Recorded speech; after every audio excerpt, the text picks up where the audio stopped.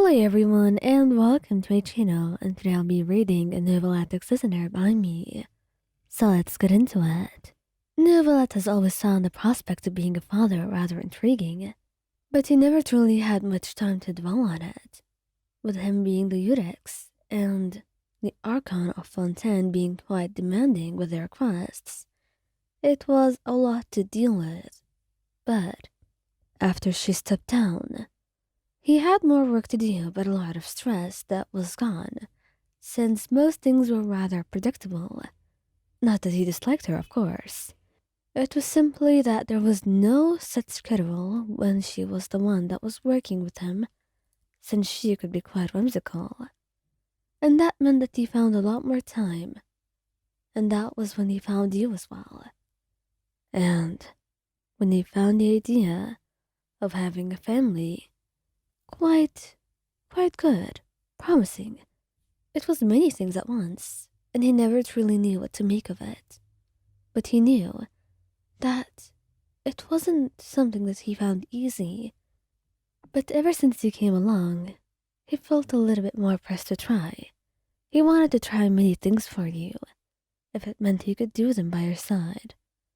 He made life a lot more enjoyable, a lot more promising, and you wanted to enjoy the finer things, the better things, and the things that would require a lot of time if it meant that time would be spent with you. And thus, with you now being pregnant and him being the Eudex, it meant that he had practically no time at all. He had assigned some Millicines to take care of you, just to make sure that all your needs are attended to, and he even made you stay in the Palais Harmonia, despite you finding the place a little bit too big at first. But he insisted that you be close to him, just in case you ever need him, and also because he was quite protective. Call it him being a dragon and his draconic instincts, or whatever you make it out to be in the end. It wouldn't change a single thing because you were going to stay there now. He couldn't let you too far away from his sight.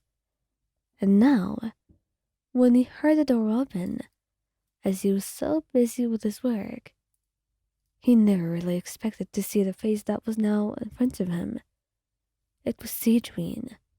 Cedrine would never come up to the surface unless there was a demanding matter, something that needed her to be here, or there was a special occasion. But now, judging by the look on her face, she seemed panicked and sad.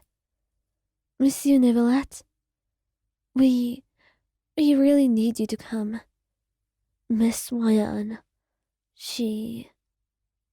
What happened to her? What's going on? Well, we just need you to be up there.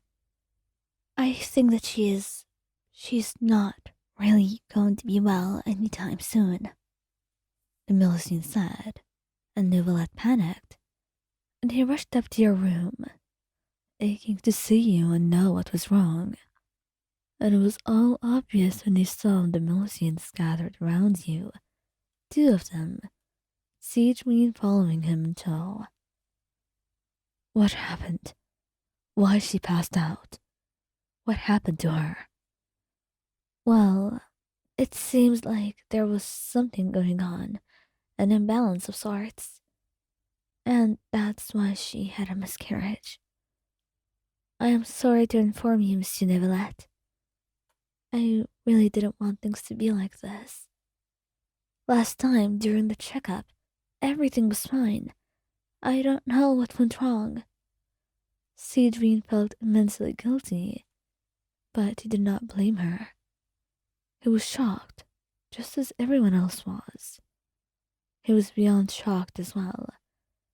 He just stood there, completely frozen for a couple of seconds, before he nodded, telling them all to leave. They left him alone, not wanting to impose, wanting to give him the privacy that he deserves. He deserves to be able to grieve in his own way, to feel this in the way that he needs to. And when they left, he had to do his best not to collapse and cry. A part of him wished that he could cry, but the only tears were the rain that poured down on Fontaine, as if in mourning over his own child. When you woke up, he was asleep on the chair, holding your hand, and it was still raining heavily. Neuvillette, Neuvillette, you mumbled, trying to wake him up, and once he awoke, he looked at you, before holding your hand gently and squeezing it. My sweet, my darling Wyan, I'm so sorry. I really didn't know. If I had known, I would have never left you. I would have done something to prevent this. I apologize. I do. Neuvillette, my child, does that mean? Yes. I'm sorry, love. I couldn't do anything. Citron came and it was too late, I suppose. Please, do not blame yourself. There was nothing you could have done, he says, holding you close. The rain pours even more on Fontaine, and you can tell just how sad he is. The amount of grief in his eyes. That you're crying as well. And as he holds you, his heart and soul weep. It's been too much for him. Too much trying to hold on.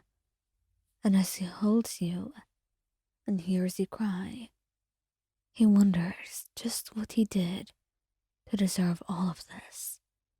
The entire month, the rain does not stop. And there is sorrow on the Eudix's face. People in Fontaine all know about this, and the tales about it circulate for a long time to come. Meanwhile, he does his best to help you, knowing how you're suffering, hurting, more than you could ever be, and how he will never understand, despite having lost a child all the same. But he'll be there for you. He knows he has to be, just to make sure you're not suffering like this. To listen it, even if just a little bit every single day. He knows the pain will never really be gone from both of your hearts. But at least you can get past this grief one day. If not now, then soon in the future.